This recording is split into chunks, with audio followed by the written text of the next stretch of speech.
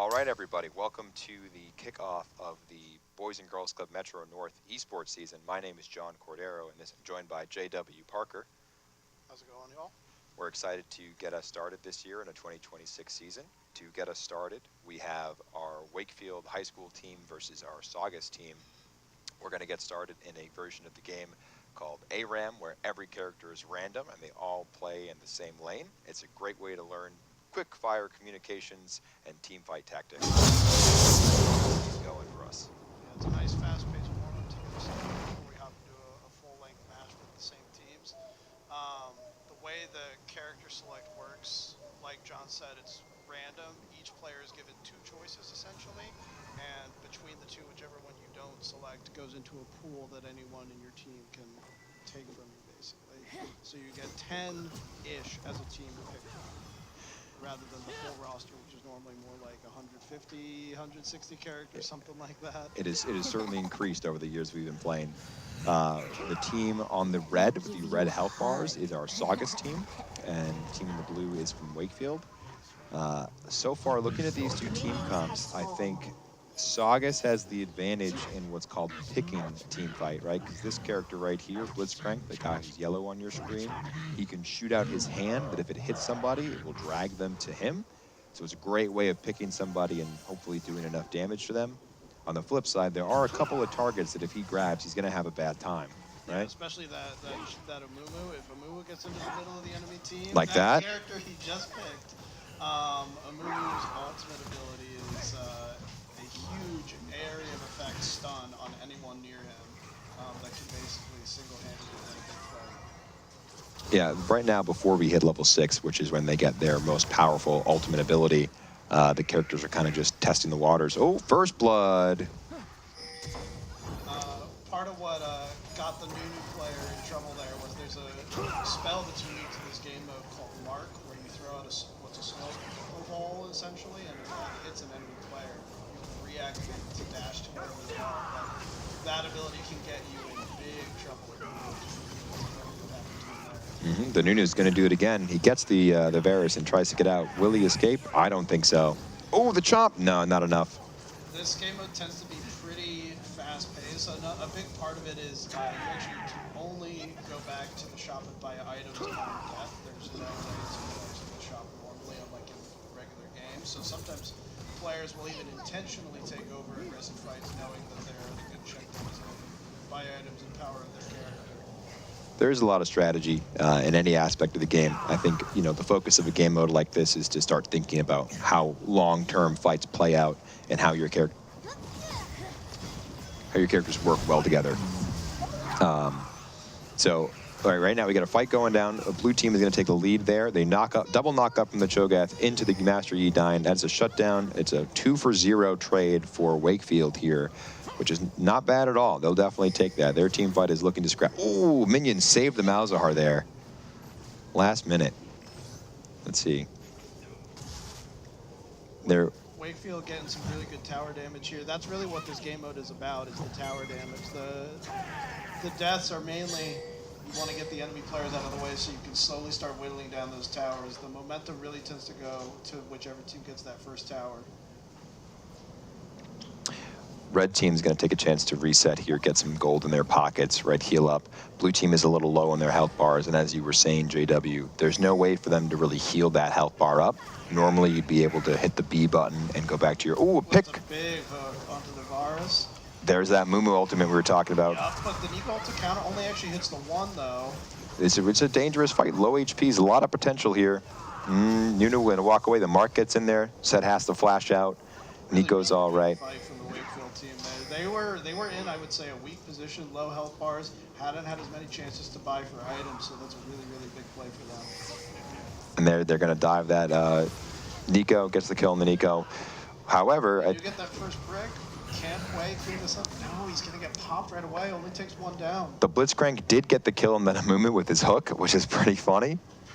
Let's see what they're looking to do. What red team should be looking to do here is really play around their Blitzcrank and get those picks, right? Master E could do some great, almost had him. I think Blitzcrank got a little eager there with hitting that, that Q. Yeah, a lot of aggression that's split right now from the Saugus players. They're not really going in as 5. You know, we see that Master Yi going in without really much follow-up.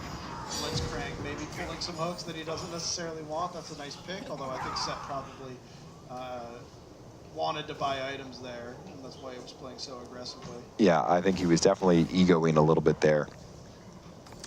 What is exciting about this is that if the blue team can what's called scale and get pretty dangerous later in the game, but so can red team here, especially I think how they need to play this out is this Hui character, which you can see his purple back there way above his name. He's going to do a lot of damage at range and has a lot of ability to poke people out. So if he can get a lot of chip damage on these guys, then we can get someone blown up.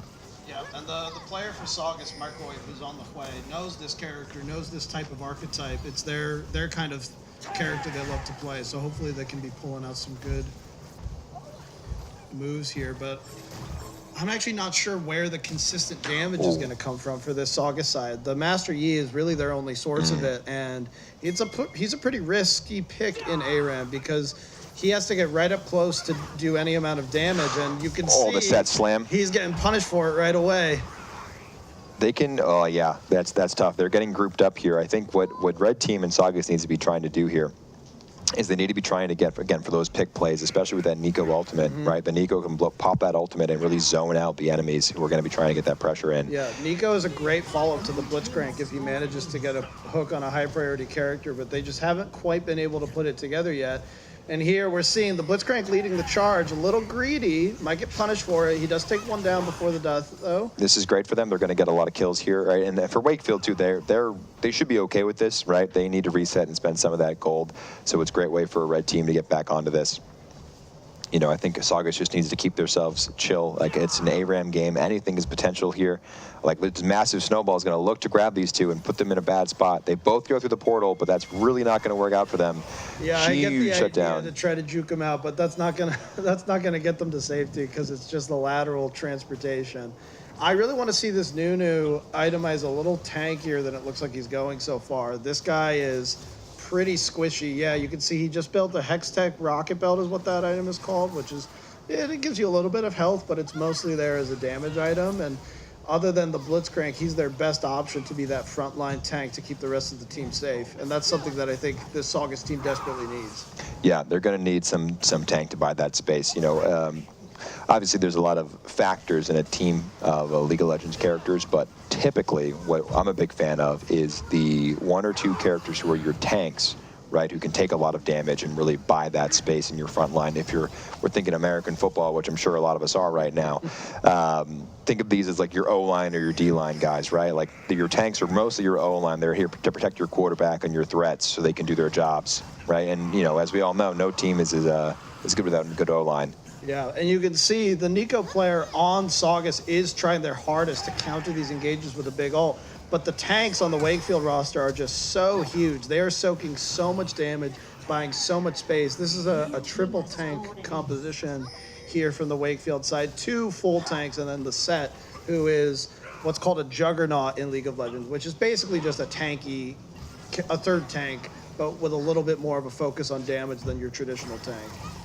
And that inhibitor, so the objectives of this game is to knock down the enemy's towers, and then right here is called an inhibitor, and when you destroy that, it means your minions, these guys right here, they are stronger and come with a really big super minion, which I'm going to show you right here. This guy right here, he is a lot harder to kill, and so he's going to try and make, did he really just do that? He just flashed for that heal. Okay. Anyways, besides that, how red team is going to, okay, here we go. That's the movement we were talking about. But there, he doesn't have the full up. As many. Saugus has a better chance to play this front to back. Yep. Nice root, nice ton rail, damage. Huge explosion of damage. Varus, played by Roel, lucky to survive that one. Oh, he fixed that. Oh, he eats him. He just presses R. Cho'Gath they'd probably still kill? Yes. Yeah, they're fine. And that's Varus all down. So this is exactly it, right? Red team's going to get these picks, and they can be in a better spot. Yeah, and I actually really wish we saw the remaining 3 players in Saugus going a little more aggressive here. It's a 3v2. Varus and Mal's low on health. Maybe they do off of the Nunu coming back onto the map. No, they just decide to clean up the minions. Okay. Yeah, Master Yi's pretty low here. He does have his W ability, which Meditate, which should let him heal if he can use it when he can. However, it does have a long cooldown, so it's not something he can super rely on. Yeah, I'm also not sure how familiar with Master Yi this Saugus player is, unfortunately. I think she didn't have an option of a character that she normally clicks with, and so she's been forced a little outside of her comfort zone here. That is the nature of the game of an all random, all mid, is that it really forces you to get out of your comfort zone, which is really important at anything, but there's that. Oh, the Nico ult could be right there. Not quite. Close. I do think, I don't know if the Nico character is someone they play a lot of, but they have the building blocks here to be doing some good plays. I think at this point in the game, it's a little rough due to the lead that the red team or blue team has over the red team. Yeah, Nico's ultimate is a tricky one to use well. She's a very vulnerable, what we call squishy character, meaning low health, low defensive stats, and easier to kill. But in order to get a big ult off, she wants to kind of surround herself with enemies. So it's a bit of a paradox there about how you play that. They're going deep here from Saugus. They're going to try and get this Amumu down. I actually kind of like this play. They're splitting Wakefield in half. Nunu ult coming out. That should take care of the Amumu. Oh, the Varus oversteps. Steps into it at the last second. Oh, Cho'Gath's going to eat him. Greedy there. And Cho'Gath also going to die. Might not even get one double back knock-up. here. Oh, that's huge. That's huge. So here we go. The gold lead is really not that big of a deal. As you can see, it's only about, it was 3,000, now it's 4. Which is honestly still not a huge deal in League of Legends terms. They did just get Malzahar Flash out there as well, although he got some big chunks of them with the Malefic Visions. What Nico probably should be doing here is running and dying to them, honestly. Yeah. And then red team can kind of reset for the next fight. Oh, there he takes the mark in. Set's going crazy. He is actually. I'd love to see this Nico player try is that spell we mentioned earlier, the mark spell that lets you dash onto an enemy. Nico can begin charging her ultimate and then dash to an enemy while it's charging to surprise them with a quick cast that they're not ready for. Yeah, I think especially, Varus is going to potentially out of Blitzcrank. He does out of Blitzcrank. Blitzcrank gets out of there with a flash. They have to go crazy here. Oh no, I think Blitzcrank accidentally took the tunnel out of base, leaving Tristan to defend solo, and now there's 4 of them. Yeah, they're going to greed for the. Yeah, they gotta go for the Blitzcrank. From his own Nexus. The Nexus is still. That should be it. Let's see. There it is. There's the final kill, and now they're going to finish it off. Maybe they decide to dive to pick off these last respawn players. They do. They do. That's good. That's the play. That's what they should be doing here. They should try to punish them here, red team, but I think that's probably it. That's GG. All right, that's a great warm-up game. That's what we wanted to do, is just get ourselves in there, get some games warmed up. So we're going to take just a quick break to make sure we are A-OK. And we'll get them ready for the next actual 5v5 game of League of Legends. So we'll be back in about 5 minutes to get that started. We look forward to seeing you guys on the Rift.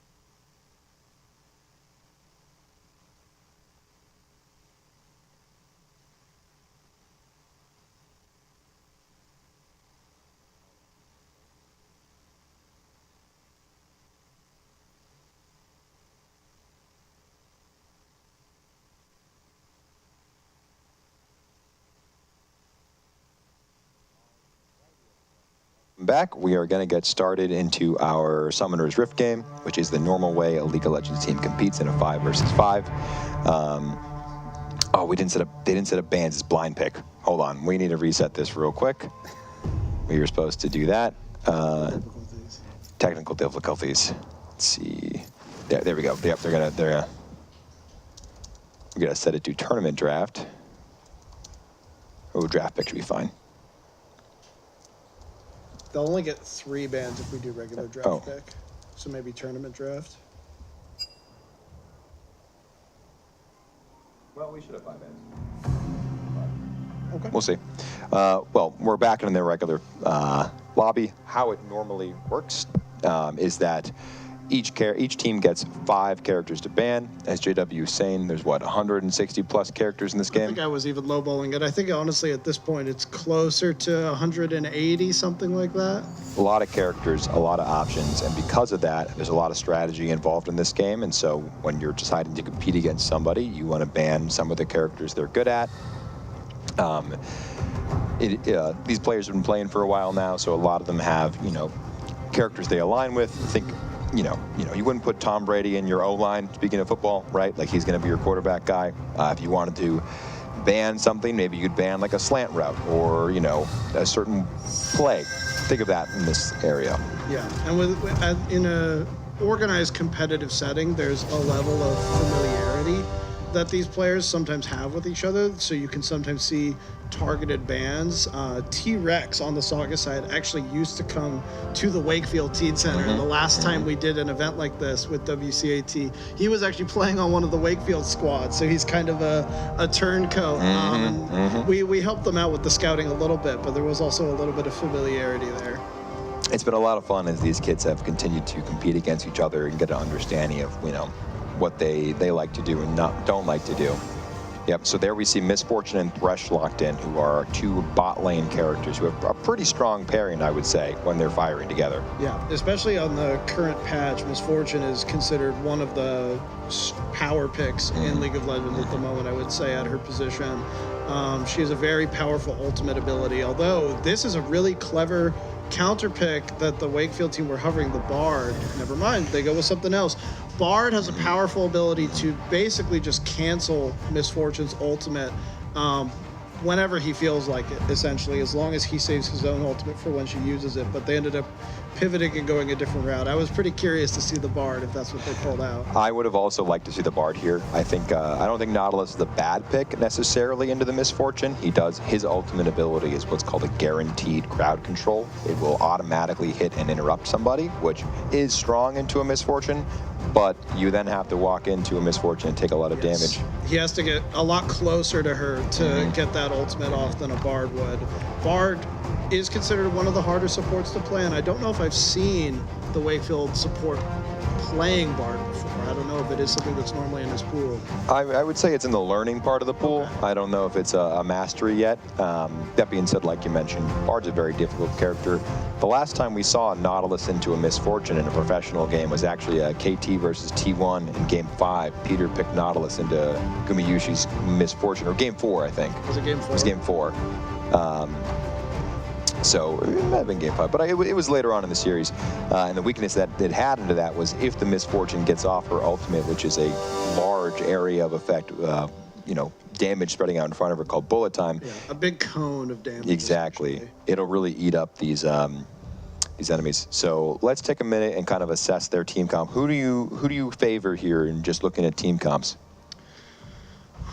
I think early game, it's definitely going to be favored towards Saugus, especially this top lane matchup. Cho'Gath can bully Dr. Mundo pretty easily. Dr. Mundo notoriously has a weak laning phase and actually just got some nerfs recently. I think his win rate is down in the pits right now, only like 47% in ranked games, so he's not at the strongest he's ever been. But if Dr. Mundo gets to that late game state and things are pretty stable, he could become an unkillable monster. So I think Saugus, the onus might be on them to close this out quickly. Yeah, I'm really curious to see, I guess, how the game plays out, because the Saugus team has a lot of potential to, like we talked about last game, pick people, right? Thresh has a hook ability where if he hits you with his giant hook, he's going to pull you in. Syndra has a stun, which does a lot of damage. Cho'Gath has an ability that knocks people up in the air. There is a spectator delay. That's You know, okay. who is the mid laner for Wakefield? Is it? It's not. That's Dr. a great Mundo, is question. It can't be Dr. Mundo. It can't be Kaisa Bot. Nautilus mid? No, that doesn't make any sense. Jax?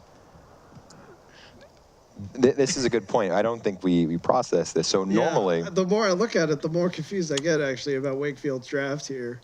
normally they are the characters you'd pick for certain roles have certain character types, like you were mentioning, right? Like bruisers or tanks or mages, etc. Typically in the mid lane, you bring a damage-dealing mage. Or occasionally an assassin. Those are the two who tend to thrive mid lane. You rarely see teams venture outside of that. Maybe in very specific situations, you might play a tank or a fighter as a counter pick. But I actually don't know any tanks or fighters that are a good counter pick into Syndra, who is notorious for her long range and her ability to move while casting her abilities. Yeah, I'm not sure what they're thinking for this. If anything, it should give Sagas a pretty good opportunity to practice against an unconventional team comp, and I'm interested to see how Wakefield is going to try and execute on this. I think Dr. Mudo could surprise people if he's the mid laner. His passive ability is he ignores the first, what's called a crowd control effect that hits him. So that's anything that impairs your ability to play the game normally, something that roots you in place or stuns you or prevents you from using your spells. He ignores one, essentially. And so against a lot of mid laners, that can be a really powerful spell to catch them off guard and get in quick. We should be about to get into games soon, as long as it's cooperating. Which it might not be. It might not be, but we'll see. Okay, worst case scenario, I'll quit and re-enter. I apologize for some technical issues. It's not going to work again, so I'm going to try to quit it and go back from there. Cool, it's not going to let us do that. Give us 1 second. We're going to have to reset this and get us back into the game, which will be fine. We're only a minute or two in. We will be right back.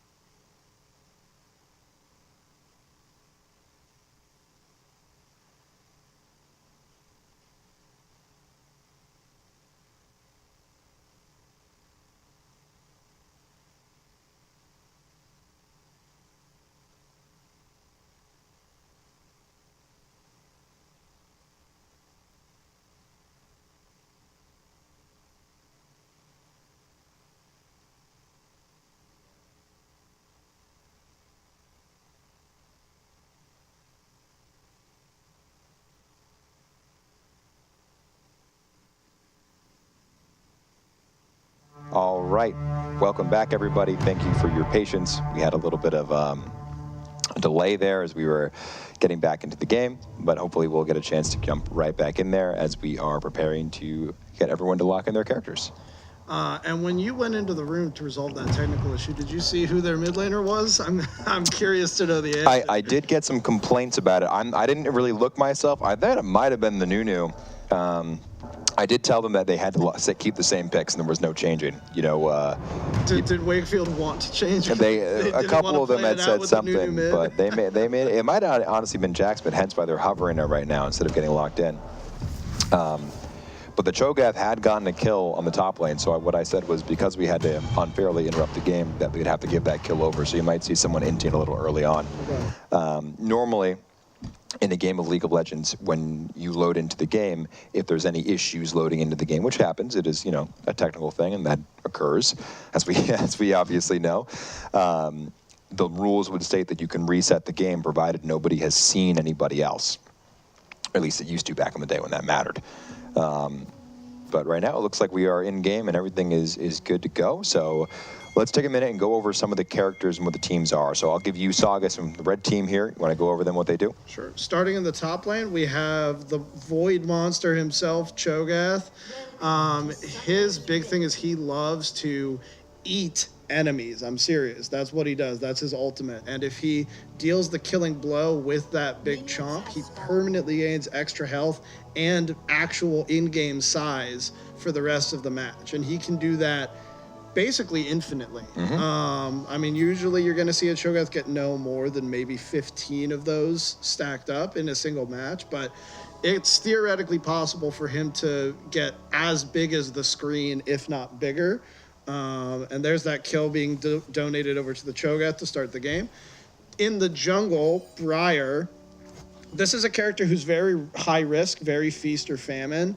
She's deals a ton of damage and has a lot of self-healing, a rare mechanic in League of Legends. But in order to go in, she has to go in. She literally removes choice. Once you activate her primary damaging ability, her W, you are locked into the fight and you cannot stop fighting until that effect wears off. So she's very, very risky. She literally will just chase enemies even if you're trying to move away from them once that ability is active. In the mid lane here, we see Syndra. We mentioned briefly during the loading screen last time that her real big strength as a laner is her incredibly high range, and unique among mages, she is allowed to keep moving while using her spells. Most mages have to stop moving, even if just for a brief moment during a spell cast, but Syndra can just keep moving the entire duration. Bottom lane duo, Misfortune and Thresh. We previously mentioned how strong Misfortune's ultimate is. She is a bit more of an ability-focused character than your average bot lane marksman. She likes to whittle down enemies with her Q, which she can poke through the enemy minion wave, and her E, where she makes bullets rain from the sky. Thresh, a very crowd control-oriented character, good at setting up his carry to deal damage and get picks, not very good at what you might have a stereotype of a support being from other games, which is shielding and healing and utility and things like that. Overall, I think they have a strong team comp, but they play that out well here. Going over Wakefield's team, in the bot lane, we have Nautilus, which is right here, and Kaisa, who's right next to him. Nautilus is pretty straightforward. Great hook from the Thresh. Can't play him back. Gets back to lane 2. She's not really following up, though, unfortunately. Yeah. Bit of a miscommunication there between the Sagas bot laners. Right, so Nautilus is very similar to Thresh, where he throws his giant hook, which is an anchor, and if it hits them, he's going to drag himself and the enemy halfway to each other. He then has a lot of self-healing, or shielding, sorry. As you see, he'll get a shield here in a minute. His auto attacks can stun and do damage. Kaisa is a ability, but auto attack based character who wants to kind of dash in and out with her E that speeds her up and will make her invisible as she gets stronger later in the game. And her ultimate, she can dash to enemies she's hit, which is a great way for her to reposition and really get next to the targets she's looking to get. In the mid lane here, we have a Nunu, who is not normally a mid laner. He is going to be, I think, probably rolling a giant snowball at people and doing damage is going to be his main plan. His Q ability is that he chomps on things and can heal himself. He heals more off of minions and monsters than he does off of champions or controlled by other characters, but he still an interesting character, and his ultimate is that he channels a big kind of snowstorm around himself that will blow up and do damage, but if he gets interrupted by anything like a Syndra stun or a Cho'Gath silence or anything like that, he will be in a bad spot. Speaking of this, he's going to be ganked here and stunned. Syndra has follow-up. Does Syndra have the stun as well? Yep, Yep, that and should be a kill. there we go. Big kill for the Syndra there.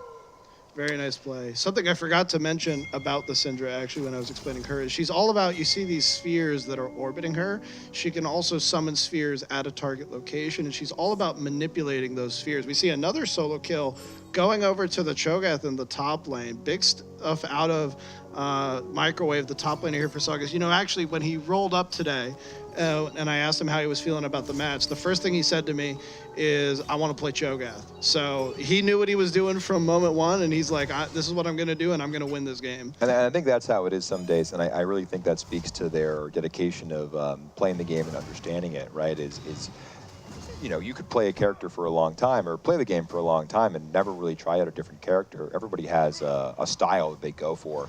You know, like speaking of different characters, I'm going to get back to Jax here in a minute, which is a jungler. He's someone who can jump on people. His main thing is he has his ability where he spins his staff around his head called Counter-Strike, and he can reactivate that when it will stun everybody around him. But he's mostly going to jump in and hit people with his lamp. That's his go-to thing. He is kind of a big threat that way.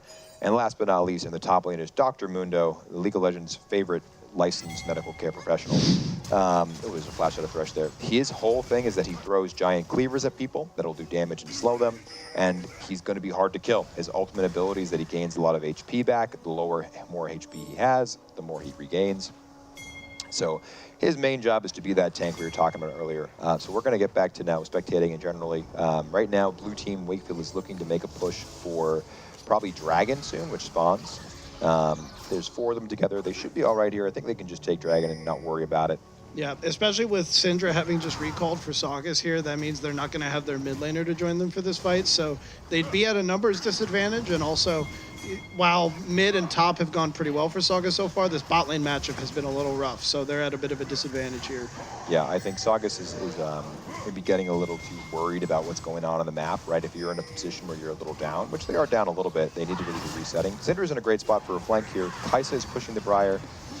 They should be all right. They burn flashes here, which flashes a summoner spell cooldown that's about 5 minutes. It is a big power ability. Oh, Briar. That's Counter-Strike. That's a really aggressive play. Briar should know that the team could be sticking around to help Jax finish off that camp. So that's a camp that, you know, sort of belongs to Briar, the Briar player in theory. So, you know, he's like, I don't want to let the enemy team, who just also got Dragon, take this jungle camp away from me. But you have to recognize that there's probably players right around the corner. All the players you just saw could still be hanging around. Yeah, one of the most important things that we haven't gone over is called vision, right? And it's, you know, where what you can see and not see on the map. So if I press this button, we can cycle through what each team can see. So as you see, right now we can only see Wakefield's point of view. If I'm over here, I can't see where the enemy are if they're not near my things. Right now, the Syndra is near my own ally minion, so I can see her. And if I press this button again, we can see Saugus's point of view and what they can see and can't see. A lot of League of Legends is based around this, you know, incomplete information, or as it's commonly referred to as fog of war. Mm-hmm. We, as spectators, can see everything, so we can kind of have an unfair advantage. If you see these things right here, they're color-coded. Blue is for blue team in Wakefield, and red is for red team over at Saugus. But that is a ward. That means they get vision. Ooh, another kill for the bot lane. I think they really need to slow it down here. They're not even level 6 yet, which is really important to them. What I would do is probably punish this Nautilus who's been looking for a lot of hooks, you know, try to maybe get some chunk damage on him and punish him for being over-aggressive. I think the play for Saugus here, while bot lane is rough, is maybe play for a skirmish in the top side, try to secure these void grubs. Mid and top are going great so far, so if they can play to that strength while the bot lane just tries their best to play safe, I think that's their path into the mid game here. Yeah. I think that, you know, at this point in the game, being down about 3,000 gold, like, it's really going to come down to getting some picks and being in a strong spot, especially with the amount of picks these guys have. I mean, taking a look at our gold, it seems it's pretty even in the top lane. The jungler has a decent lead on the Wakefield side. Mid lane is even. Bot lane is really where that difference is up. So it means that a lot of the gold is on this Kai'Sa character. So if she dies, there goes a lot of the advantage that blue team has. So we'll be seeing if they can make that pick. I think we're going to see some action on this top side. Jax is looking to gank this Briar. I don't know if he knows he's there. I think he does now.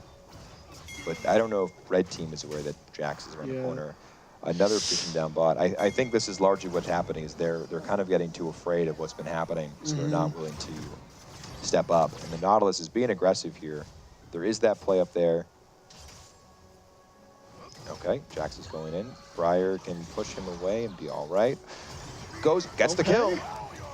Okay, honestly, I think that's fine for Briar. You know, she's really looking to get some gold here so she can be a viable threat in the game. You know, and sometimes you got to make trades for this. And I think this Briar strategy is really going to have to be, she is going to have to be the one going on to this Kai'Sa in mid and late game fights, trying to hit. Briar's ultimate ability is a straight projectile that can cross the entire map. If it hits an enemy, Briar will fly to their position, deal a huge burst of damage, and CC the target and everyone around them for a little bit. It's a pretty powerful spell. It's, I'd say, the most powerful part of her kit. So if she can get that onto the Kai'Sa, I think that's huge for Saugus. Yeah, that'll be, if she can hit land that ulti, we're going to be, you know, in a much different game state. And see right here, right, the Nautilus is paying a lot of respect to this, which is very good for him. But now that the wave is this, we call minions waves, you know, waves of enemies. It's an old term, but we'll talk to them later. Let's see what we are going to do down here. If they here, take a look at this. You can see how safe this Saugus bot lane is playing right now, especially the Misfortune. And honestly, I think that's probably the correct play. You know, when you're fallen this far behind in lane, you can't really take aggressive team fights. And the automatic observer really wants to just direct us back and forth between these two fights for some reason. So some action happening. I think they're fighting here, Wakefield, because this dragon is spawning soon. So that's a big pick onto the enemy jungler. And Thresh, T-Rex, Tristan just keeps forcing these fights. Maybe because this is a 1v2, but yeah, Misfortune just isn't convinced, and so she's going to back out again.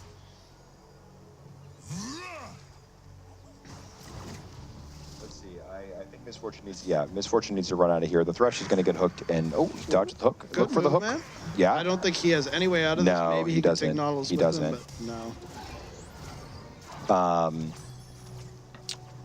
I think what they should be doing is making a play on the bot side if they're the Briar, right? I think if they can get that ulti onto the Kai'Sa and maybe roam the mid lane. Syndra's tough to roam. She's not a very mobile character, but, you know. I think against the Nunu, Syndra should have pretty powerful wave clear, she needs to be careful. She just used her stun, and then Nautilus is looking.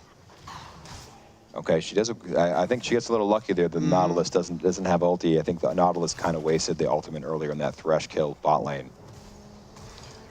Yeah, I'm kind of surprised, honestly, that the Grubs went over to Wakefield here, considering how much stronger the top side was compared to bot side for Saugus, but that's a big objective for them. And I think Wakefield have a lot of momentum right now.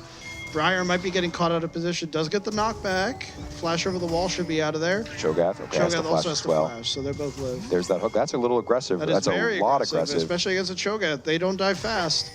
Briar, Good kill from Briar. Cho'Gath should back. Okay, get out of there, Briar. No, that's it. 1 for 1 in the end. That's okay. They'll take that. You know what they're looking to do here for Saugus is to absorb some of these losses and try to punish across the map. As you can see in the bot lane, right? We have. Oh, this could be huge. Pick onto Kai'Sa maybe. No, Syndra just not quite enough burst with the ultimate to finish that.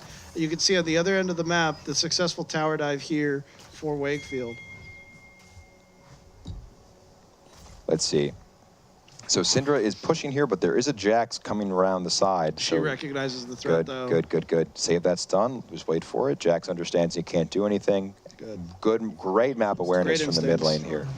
Right. The most important part of this game is realizing, like, oh, Nautilus is going to commit here.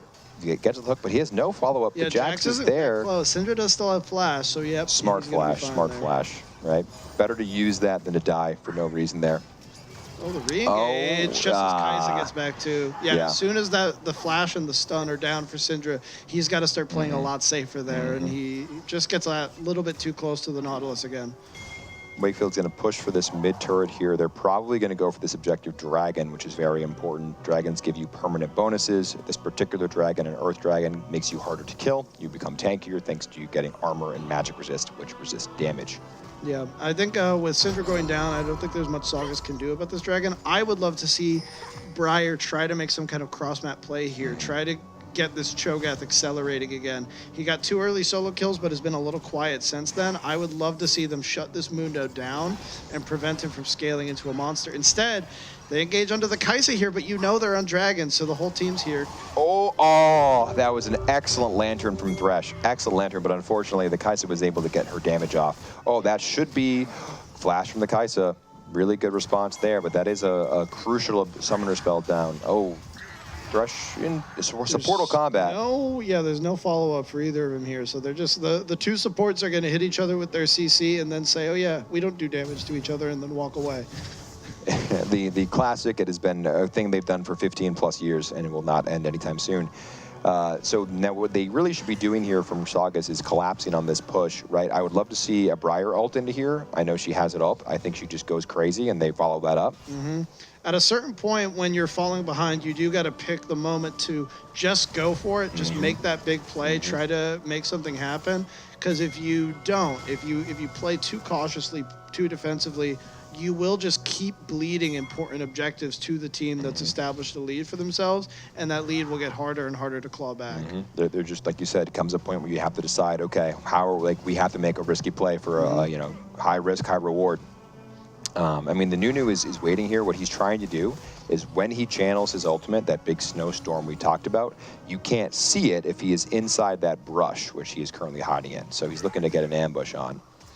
Top side is looking pretty good for the Cho'Gath, honestly. Like, Mundo has a lot of HP, which is definitely a thing to worry about, but Cho'Gath isn't too concerned about it.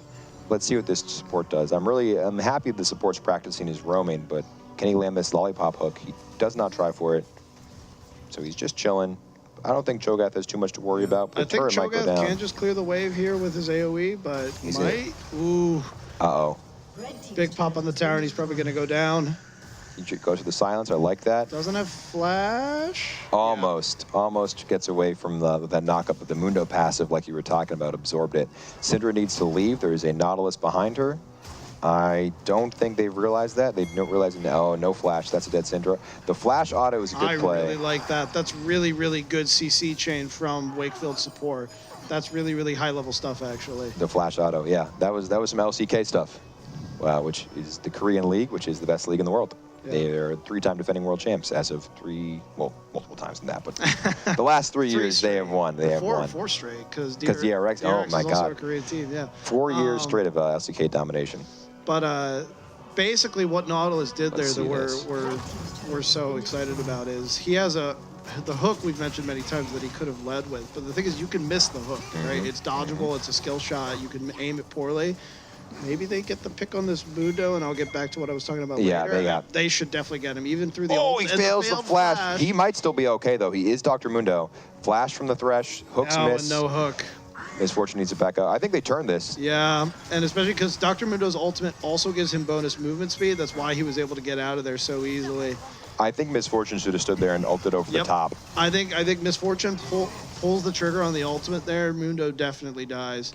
But so Nautilus, instead of risking missing that hook, the Nautilus player used his flash, which is a blink, to cover ground, basically, to move forward, and hit the enemy with one of his point-and-click crowd control spells, which actually applies when he uses just a basic attack, to set up the easy follow-up, basically. Guarantee that none of his crowd control, even the hook, could miss following that. Yeah, it was... Briar landed ulti down here on the Nunu and is going to get the solo kill. Awesome. That's awesome. Unfortunately, they are going to take a bunch of damage here, though. Let's see. If they just play this slow and deal with the Mundo first, they can be all right. This tower... Oh, Miss Syndra died off screen to the bot laners are really low here, though. If Cho'Gath can get on top of them, or Briar for that matter, who is coming in. There's a shutdown. Briar's going to get there. Huge shutdown for Briar. Thresh kills the ADC, and Briar's arrived. This actually might be a huge toss. Nautilus goes for it. Oh, but that's going to get a shutdown on Nautilus, which will go to the Briar as well. Okay, a lot of gold into Saugus' pocket. You know, it is still a 10,000 goalie, which does actually matter a lot. But these towers will respawn, and they will be okay. Briar's going to potentially go hunting. I wonder if Briar is also just thinking about Baron, right? Jax is the only person on the map. Nunu did just respawn, but still. Baron is not up yet for a minute. Baron is not up yet. We are early on. I got thrown off thinking about Rift Herald. My brain went there too. Don't get me wrong. I think if I was in this situation, I'd be screaming Baron as well, even though it's not up, because you know Baron is an objective that if you get makes you empower all of your minions as well, which is great when you're trying to have people not come into your base and kill you. For the losing team, Baron makes defending your base and stabilizing the game way easier, and for the winning team, Baron can sometimes almost guarantee that you're going to close out the game while you have it. It makes taking down the enemy towers and cracking open their base that much easier. And what Wakefield is most likely doing here is preparing to take Dragon one more time and then going back to Baron. They could also forego Dragon and just go for the Baron here. What the? That must have been a misclick. Yep, I think that was a bit of a misinput from. Yeah, that was a misinput. You could see his own teammates are picking. That was him. That was himself. He's picking his own flash. Yeah, he's making fun of himself a little bit there. Yeah, but that is a big cooldown, because like right now, if there was follow up on that spell that just and the hook does land onto Kai'Sa, just Thresh followed up, followed by the Briar ult. And the Misfortune ult. This could be exactly the play Saugus needs. Misfortune chain. Oh my gosh. Dr. Mundo just did half of Misfortune's health bar in the blink of an eye, but this is still exactly the fight that Saugus needs. Mundo's going to go down. Cho'Gath is a menace on the back line right now. That's what we were talking about. That's their combo, right? They get that pick on someone, and here we are. Nautilus is tanky, but he can't survive this. He can't survive this. The full collapse. This is a huge play. Baron's up. And they're going to go for Baron. Jax is still a threat, so this is the main thing. Jax did solo that dragon. Misfortune is clearing the wave, though, so he can't backdoor. I wonder, are they just going to push to go for Baron here? There is gold on the map, right? This is if they get bonus gold for taking down enemy towers. This is a comeback mechanic that exists for the losing team. It's called objective bounties. Where did that person go? Did she flash? No. Yeah, Briar flashed. Oh, Briar did flash. Wow. Okay. That was impressive, because that would have done a lot of damage. This is a full ability power Nunu. They hit like a truck. That snowball is no joke. And I actually think I do like the decision from Saugus here to just chill, take the mid lane tower. That's a really important objective to get. Yes. This early into the game, I know it doesn't feel that early considering how far. Oh gosh, hold on. Ooh, this could be. Kai'Sa's there. Could be rough. I don't think Kai'Sa can keep going. Syndra still has stun, does miss the stun, but it's enough to push Kai'Sa back. Barrier gets blown on Kai'Sa too. Kai'Sa has no summoner spells or an ultimate. Wow, this auto thing is horrible. Yeah, you can see how quickly Wakefield have gotten back out onto the map. I do think if Saugus tried to go Baron there, they probably don't have time to finish it off. Go for this Kai'Sa. She's low and got no way out of there. Yeah, Cho'Gath is thinking it. Cho'Gath doesn't have flash. I don't think he can. Where's the backup for Cho'Gath? Where's his team? Where's his team? Cho'Gath needs to be screaming for help right now. Oh. That's okay. There's a very low health. Oh, I don't love that stun miss. This is where they got to play this carefully. They have the damage here if they do it right. Misfortune ulti is not up, but it is close. Oh, Misfortune. Briar ulti. It actually hits Kai'Sa. Oh, she's dead. That's huge. Kai'Sa dead. Syndra's got to be the main. Really under threat here. Flashes out. Mundo's going to go crazy for it. Syndra has to stay alive. If she dies, a lot of damage. Oh, she's bobbing and weaving. The Mundo. Good lord, that's a lot of damage. That did a lot of damage. I still think this could be good. The Misfortune goes wide. Nunu walks right into it and gets melted, though. Jax has to flash out. There's a lot of minions here. But Thresh Tristan, overplays you're completely by yourself. You have no follow-up. Misfortune, no. Misfortune run away. Oh, wait, no. Jax went out away. But the wave. It's slow. Oh! Cho'Gath will get... Okay, the towers will respawn. It is going to be tight. Saugus have made this a much closer match, but unfortunately they waited a long time to pull the trigger, so you can see how many powerful minions are just pouring into their base right now. This is what makes coming back so hard if you lose your inhibitors. Not only losing those objectives is a big deal. Inhibitor back. Top inhib respawning. They actually did get blocked. They got all three. They got all three. However, Briar should be able to get this Nautilus, who's being greedy. really greedy of this Nautilus as the support to stick around. Oh, I wish they would punish that if they could figure it out. That's okay. It will stop their reset. And, the downside of being in this spot for Saugus is obviously their Nexus, which is how you win the game by destroying it, is exposed. However, all of these minions pouring into their base means they can get a lot of gold. Now, Baron did just get taken, which means it is... What Saugus has to do is they have to fight Wakefield without letting them get to the Nexus, because if Wakefield just hits the Nexus, it's game over. So this is pretty much where we're going to see either the potential last fight or a great stand from Saugus. If they can get onto the Kaisa with the Briar Ult, like you mentioned, that's what's been winning them fights. They got to keep their Syndra and their Misfortune alive. Misfortune Ult's close to off cooldown. They can't fight without that. Everything else is up except for Cho'Gath ulti. So let's see. There's no flash on Kaisa or Barrier still. Mundo is a threat. I mean, the Mundo damage is ungodly. It should not be allowed with what's going on. See, look at these animals. They're just... They really want someone from Saugus to try to face check that bush to see what's there. I really disagree with this play. I think Saugus should not leave their base. Like, they actually can't leave their base. I don't think there's any world where anyone from Saugus face checks that bush, especially because Baron isn't even on the map, right? So what would they be face checking for? I actually think Wakefield are kind of wasting the duration of this buff that they got from taking down Baron. They really should be pushing the pace, and actually you could see Nexus Tower is already starting to respawn for Saugus. The second tower about 3/4 of the way to respawning as well. So they might be able to hold here.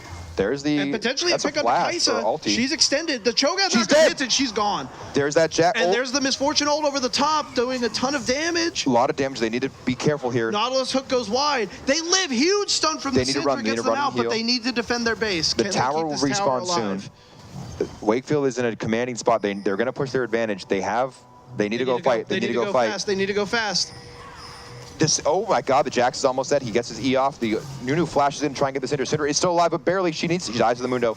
Misfortune has to do everything here. Cho'Gath is going to try and get Nunu off. Mundo is there. Jax is 1 HP in the bottom. Oh, they're so close. They could potentially... Oh, there we go. But oh my God, the tower just didn't spawn fast enough. That was a great last stand there. I think they started to put it together towards the end. The early game was tough. I think bot lane definitely, like you said, bit of a mental thing even for them. For sure. Wow, that was a great mid to late game, really competitive, great stuff from both teams. I think we saw them do what we were talking about, how to execute it properly, right? Like if they weren't 10,000 gold down in these fights, if there was even a couple down, then we were going to be in phenomenal spots. Yeah, they were playing to their comp. They were playing it great. They just... That deficit they accrued in the early game, just a little bit too much for them to overcome towards the end there. Yeah, but I really think they should be proud of how they realized how to win that game about halfway through it, what they should be doing, and Wakefield was they played well from a Wakefield perspective, right? But they kind of underestimated what their damage was going to do as the gold started getting into their pockets. So overall, I think that was a great opportunity for these two teams to get some reps into each other. We're going to take a short break in a minute and reassess on what our next game is. We have been having some technical difficulties, so we're going to see what we can manage to pull off and what we can't. So give us a couple of minutes to get reset, and worst case scenario, we'll come back on to say goodbye to you guys. If not, we'll get some more games in. Thank you for standing by, and we'll see you soon.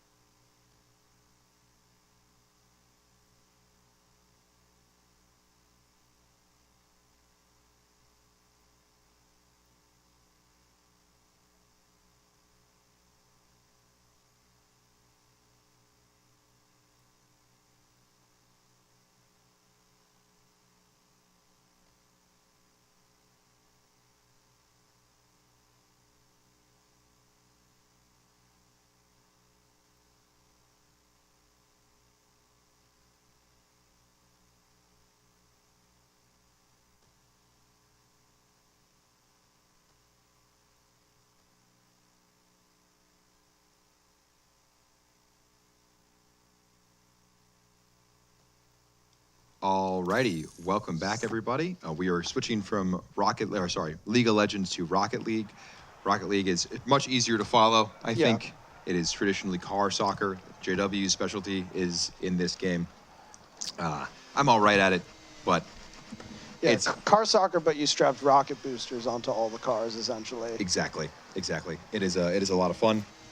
We're gonna see one player who's particularly skilled and some other players who are working there. Yeah, a mixture of experience coming into this one. BGC Wakefield 1 is actually one of our Saugus players. He hovers in the mid to high ranks of the game, and he's going to start it off pretty fast with a quick air dribble goal from the side. That's crazy. I don't think these guys have any idea how to defend that. That's really enjoyable. So we are off to a hot start. It is a best of three. So, God, it is a best of three. There we go. They're competing for the ball here. Let's see what they can do. I would be shocked if Wakefield 1 just doesn't dominate. Yeah, I think he's definitely... Oh, but a big whip there is going to let the response go in, actually. He's definitely the player to watch, but... That was the last touch of the ball? You got to be kidding me. Off of kickoff. It's just going to dribble in. Oh!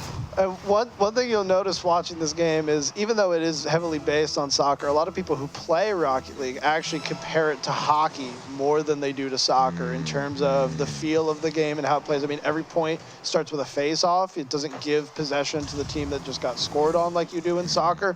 And possession itself is a lot more fast-paced and fluid than it is in hockey. Oh, no! The flick, it was a really good flick. But he was too close to the net when he sent it off, so it goes straight into the crossbar. But they're able to get back in time to make the stop. This is really a joy to watch. Okay, let's see. All he has to do He's got it on his car again. Can he actually finish it this time? But they get back. He's a little too slow with it.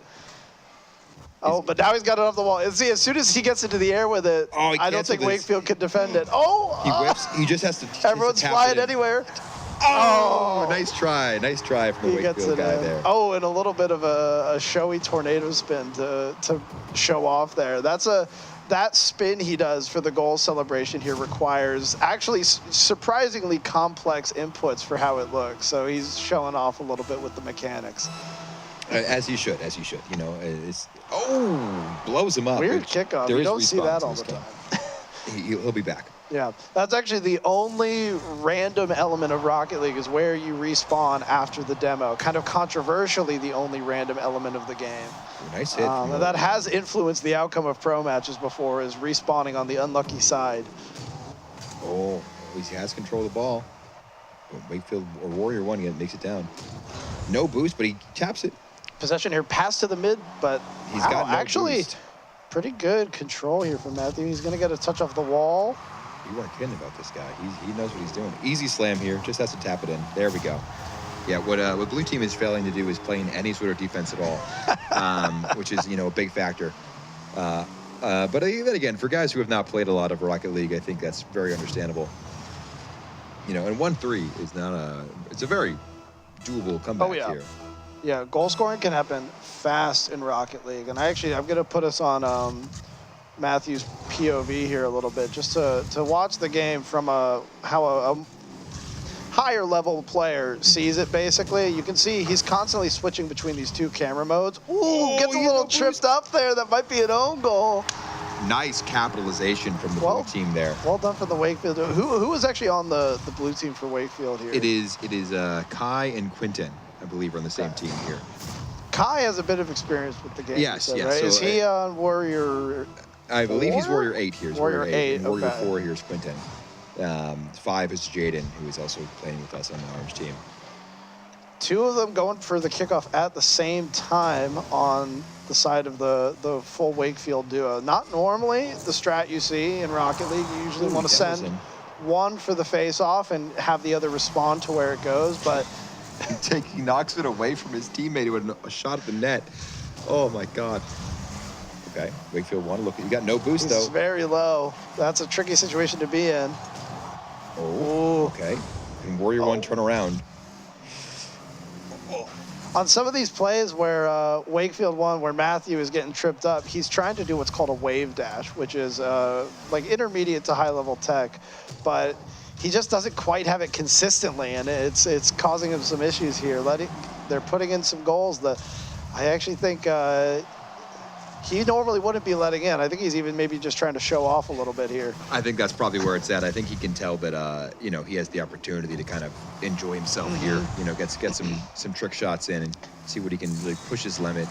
Limit testing, as we call it in the biz. Good control. You're going to take it into the corner, grab that big boost pad. This is a lot of where the strategy in Rocket League comes in, is you have to constantly manage this boost resource. You can see it in the bottom right-hand corner of your screen. Nice pass. The player whose POV we're currently on, that is how much boost they have in the tank. This was a pretty nice finish, actually, here. Yeah, well done, Jaden. Great positioning. And that is how, especially in 3v3, when the pitch is a little more crowded and defense is a lot harder to crack, that's how you're going to whittle a team down, is by forcing them to expend their boost, and then they end up in awkward situations where they don't have the boost to contest you properly. Okay, if he just hits this off the wall, it's going to bounce up, though, yep, because of the curvature. Those are always really hard to read, especially for newer players. Yeah. My instinct, I haven't played Rocket League competitively in a hot minute, but I was all right for a while, and my instincts there were just slam that in there. Jump up there and slam that ball in the back of the net, Oh, he hits his own teammate. Running into each other a little bit on the blue team. That happens. I wonder if any of these players besides Matthew know the rules of Rocket League, right? Oh, like the unwritten rules, you mean? Yeah, so there is an unwritten rule that if your car gets locked nose to nose with somebody else, you're expected to stay there until the next goal is scored. It's considered disrespectful to break that. Even in professional play, you'll still see people holding that sometimes, although that's become less common as pro play's gotten more serious and more competitive. Yeah, you hate to see that, right? At the end of the day, it is still the love of the game. That's what we're here for. But that being said, I guess you are competing for, your job and your career and lots of money. You're really going to do it in the World Finals. I mean, the gamer in me says yes. There are rules that you have to agree to play anything. But sometimes, we whiffed it. That's okay. Warrior 1 can control. If he just good touch, saves it from the slam dunk there. One of the other unwritten rules, a cool thing about Rocket League that can make the end of a game really hype, is that at 0 seconds, the game will keep going until the ball actually touches the floor, right? So as long as you can keep that ball airborne, you can keep the game alive. And one of the unwritten rules is you're supposed to not turf it, even if you're ahead, especially if the game is separated by more than one goal, because then there's no reason to turf it. But even in situations where there's only one goal separating you or it's tied, you're expected to participate in that activity of keeping the ball in the air for one last play, essentially. Which is what we're going to see here, and he keeps it alive. Oh, really good control here. Can he get the flick? Over one. Oh, not right quite. Right in for the net. Oh, all right, so that we've is... been booted out of the game somehow. All right. Yeah. We're back. All right, we'll do one more round. Is it best of 3? Best of 3, yep. So, assuming the winner, maybe a little hasty, but... we'll see. We could probably assume.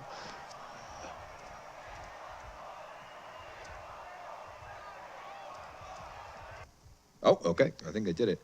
All right, so this is it. The best of 3. We're going to see that rocking again. Well, obviously we have a strong contender here for the potential winner here. You never know. That game was competitive. Yeah. The blue duo for Wakefield did get some goals on the board. We saw some mistakes coming out even from our star player on the field right here. So, you never know. Like, the whip there. A big miss there. Almost gets back to it. First blood goes to blue team here. Totally. We got a game on our hands. These guys are feeling a little confident. They got their first game under their belt, Just barely being out to that ball by Quentin, who might have been, is it Quentin who's playing? That's Quentin on 4. It is? Okay. Who might have been exaggerating. He says he's never played Rocket League before at all. I don't know if that's Quentin true. does play soccer in real life. And while this is more of a soccer, hockey, ish thing. It's got a little of both in it. Positioning is something that you can always translate across, all matter of sports, right? Oh, potential slam here. Yes, good take. Good defense. Nice save Way there. to keep his balance there and not get worried about that overhead. Let's see. He's going to take it. Good control. Is that boost going to spawn for him? Wow, that's lucky. He's going to lose Trying to control through the air, but doesn't quite have the angle. I think he almost got caught off guard by the boost actually spawning, and it messed up his takeoff timing a little bit. Oh, that was, I don't know if that was on purpose from Kai, but that was a really good pass to the left. Oh, this is dangerous. He's got to go for it. He didn't think it had the angle. Yeah, at that point, you just, even without the angle, you have to send it. Yeah. Better to try than not to. Yeah, a lot of people get nervous about own goaling there, but better to just go for it. Anyways, you might as well just go for it. Plus, pad the stats. All right, let's see. Let's see how this 1-1, 4 minutes left. It's really fun to watch a new player attempt the game because there's a lot of concepts I assume are going to be there that are not, and seeing them develop that in real time is interesting. Like right now, there is no blue car on their half. Yeah, they're both on the wrong side of the ball. It's like if you play any amount of ball sports, hockey, soccer, basketball, any of them, you know that you always need at least somebody between the ball and the goal, right? Which is it is a golden rule of these kinds of sports, and it's something that, for some reason, even people who play sports, you put a controller in their hands, or you sit them in front of Rocket League, they completely forget about that. Which is, you think that would kick in, but I think we'll call it main character syndrome. You want to be the guy slamming the ball in the back of the net, but defense wins championships, as they say. As I'm sure everyone here has been listening to nonstop about the Texans defense. That's all people talk about. So it's, okay, just take your time, take your time. Oh, maybe no. That's brutal. And there's a fake. Oh, but he has a heavy touch too. He's not. He's rushing it. Center ball though, and yeah. He's just better in the air than the other players, unfortunately. So that's what happens. This game could easily be 2-2 right now. I know. It should be 2-2. So we still have 3 minutes and 22 seconds is a lot of time in Rocket League. It is a lot of time. Yeah. And every time you see Wakefield 1, Matthew going into the air, I mean, that is a skill that he has put dozens, if not 100+ hours into developing. That is like one of the higher level aspects of the game. It's something that takes a lot of practice and a lot of precision to get good at, and he is definitely one of those players who's put in that work, and that's a beautiful shot from him as I'm talking about him. Now what blue team really needs to do here is kind of keep themselves grounded. I think they haven't learned about the defense strategy yet, and I don't know if they're going to learn about that either. But little disrespectful, dropping the early GG, short for, so this is respectful to say at the end of a match, short for good game, but dropping it early is basically implying the match is already over, right? Like, I know we're winning this, so let's wrap it up. And I mean, Rocket League is no stranger to trash talk. There's a common feature you can do in the game to quick chat messages, and one is called "What a Save," right? So obviously the intention is to use that when your teammate makes a wonderful save. Unfortunately, in a competitive environment, when you miss that save, it is not, he bumps his teammate out of the way. It is not uncommon for you to say, what a save when someone makes a quite not spectacular attempt at a save. Oh yeah, the sarcastic "what a save" is a hallmark of Rocket League lobbies, as well as the passive aggressive "okay" in quick chat when your teammate does something that you're a little nonplussed about. Some would say the level of trash talk in all video games is quintessential to the competition, right? When video games first became really popular online in late 90s, early 2000s, it was just how the world worked. Yeah, I think the friendly banter is something that people like about esports in general, but Rocket League especially. A lot of the most popular pros and former pros on YouTube are people who are always very loud on and off the server. That was disrespectful. He hit him. Well, if you watch this, he was gonna hit the Warrior 5 into the ball. We call that a pool shot in Rocket League. Oh, Jesus. Disrespectful, honestly. But like we talked about, Matthew is in a good spot here. He's been practicing. He knows what he's doing, and I really want to shout out the Wakefield boys for giving this a shot, even though they have not played a lot of Rocket League. Yeah, great sports for being willing to compete here when it's not their game. Oh my God, he does it again. And I actually love this play from Jaden to set him up for this. Look how he takes out the goalie here. Look at this. He actually missed him. He actually missed him. Okay. It looked at first like he actually got the bump, but that's a genuine part of the strategy of Rocket League. There are no fouls in this game, which is also why people compare it to hockey sometimes. Is the physical play is actually a really big part of the game. And one of the other Can it slide in? No. Oh, Just a little too but slow. if you able notice, to get Warrior back. 8's playing some defense. Oh, if he had any experience in the game there at all, he's in a great spot. But he just does not play the game. Another one of those unwritten rules of Rocket League is if you ever type in chat to complain about the enemy team playing physical, it just means they're going to play even more physical.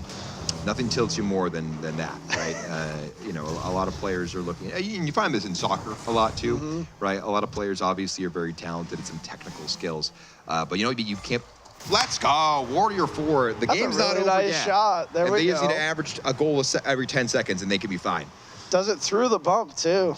Yeah, but as I was saying, you can be as technical as you want with it. There's not much you can do when you just get bodied to the floor, right? You can't outpass me if you're on the ground. Or you've been blown up, which is what happens if someone hits you at full speed in this game. You're just taken off the map for a few seconds. That actually also happens in soccer. You just get carded afterwards. Okay, so let's see what he's going to do here. He knows he's got to play with his food here. We got a goalie, though. Nice defense. Yeah. Oh. Misread. Oh, and there's the demo we were talking about coming through. Good pass. Thinks he has a fast break, but there's an even faster car right behind him. There's a floater there. He's going to, nice aerial control. Oh, just gets it past him, that last little touch. Oh, but he doesn't take his time on the shot, and it sails past. Can he get it center for his teammate? He's just going to take it to the other end of the field, I guess. Oh, my gosh. Just going back and forth. Blue team go for it. 5 seconds left on the clock. Kai's got a lot of boost. Oh, he wants to take it, turn off the wall now, but he can't quite match it. All right. He keeps it up. He centers it. Oh. All right. All right. Well, what an excellent game. I think that was very enjoyable. It's a great, I think, summary of what we're doing here in the esports room. Yeah. As you guys can see, the Boys and Girls Club is all about setting up opportunities for youth to engage in activities that they can both enjoy, but also learn a lot, right? And in the digital world that we have, esports is a huge part of that. A lot of these youth, I wouldn't say no more than us per se, but they're pretty involved. They come in sometimes knowing more than I do about a certain change or a certain thing that's been going on. And today was mostly about getting an opportunity to have fun and enjoy those opportunities and have some friendly competition between sites. League of Legends is more the Wakefield kids have had more time on it. But Rocket League is something that is so enjoyable to play and so easy to get into and teaches you so many concepts about patience, spatial awareness, positioning, how to tilt your opponents, right? All these things matter. I mean, that early game GG, that would get me. That would rile me up. I'd be ready to go. So to wrap us up, I wanted to say thank you to WCAT. We could not do this without them and their expertise. It's been a blessing to work with them throughout the years here. I wanted to thank out everyone who was participating in the tournament, my colleague JW, and all the things the Boys and Girls Club do. If you are interested in ever learning more about our esports program, you can check us out at bgcmetronorth.org. We have programs and clubs operating throughout the year, summer camp opportunities, and it's always a blast. So I'm John Cordero, the director here at Wakefield and of esports. JW Parker, the esports coordinator, primarily for Saugus, but I'm also here in Wakefield sometimes. And we're going to sign off. We want to thank everybody who watched this. Have a good night. Enjoy your long weekend. And I'd say go Patriots, but I'm not always a Patriots fan, so we'll just hope some great football this coming weekend.